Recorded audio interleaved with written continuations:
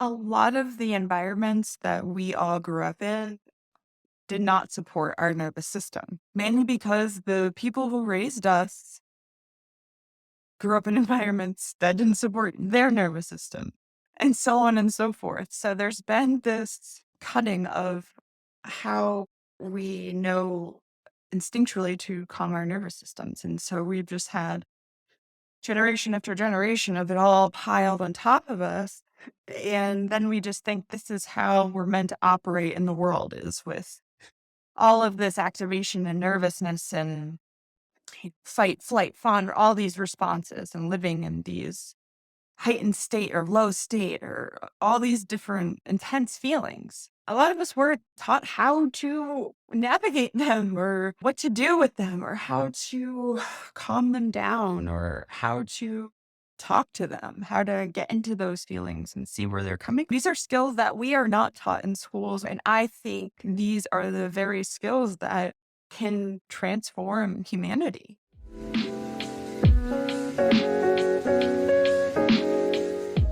Knowing how to go into the parts of you that are feeling really activated, stressed out, scared, angry, sad, and then those parts cause you to do, say, act in ways that just don't make sense and that don't feel good.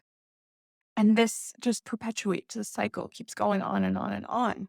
I see the patterns of it all. I have participated in these patterns myself. These are patterns that I am currently still and will always be in the process of breaking and undoing. There will be deaths and rebirths many, many times throughout our lives. Parts of us need to die so our true selves can be reclaimed. And throughout our lives, we are, conditioned in ways to silence our true selves. I think for me, it just feels so important that these things get talked about more and that they become part of our normal conversations.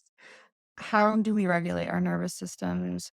Why are we feeling so activated? Why are we getting triggered? What are the parts of us that are coming out in these intense moments when we're having these big reactions to things that usually don't have anything to do with us, but they do? There's a part of you that's trying to come out.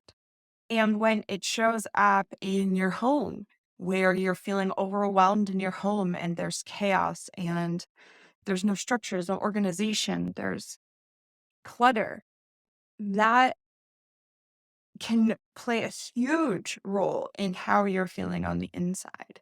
And so I think for me, helping people be able to work through those feelings and work through the different parts of them within their home and really getting to the root of themselves and becoming strong in that and confident in who they are and making those decisions to set boundaries and to do the things that really nurture and nourish themselves, not at the expense of themselves, but for themselves. So having environments that support us, I believe, is more important than ever because we have the ability to create our environments within ourselves, within our homes. We get to do that. And so when we know ourselves more and know the things that feel good and don't feel good, light us up and bring us down, we get to decide the things that get to stay in our homes, the people that we stay friends with, the relationships that we have, the things that we'll put up with versus the things when we won't. Um, when we get that sureness of what we want in our homes, we then get to take those skills and use them everywhere. And so having our environments reflect who we are and or who we want to be or who we are trying to reclaim and how we want to feel is is so important. Living in a space that you feel your best self and that you feel good in, that you feel loved in, that you feel nurtured and comfortable in is really transformative. And I like to share more about it and hear what maybe some of the struggles you're having inside of your home and how your environment affects you and how you think what type of changes that you could implement within your home to help yourself out.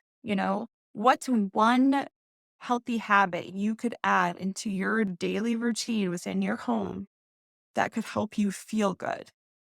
This is one that I use a lot because I honestly believe it's huge because it's how you start your day. But making your bed in the morning, when you get up and you make your bed, and and then when you go work, you do your thing, come back to your room at the end of the day and you get into a made bed, like that's self-care. That feels good. That's you taking care of you because it's like a little like what is something you could do for yourself every day like that? If something in your home stresses you out, like dishes in the sink or clutter on the counter, or maybe your family shoes are all over the floor when you walk in, what is like thing you could do for yourself to eliminate that activator? Could you get a little bin or basket for all the shoes to go in just so they have a place to be? Could you create a little nighttime routine where you spend 15 minutes cleaning up the kitchen? What can you implement into your days just to help you start feeling good in your home?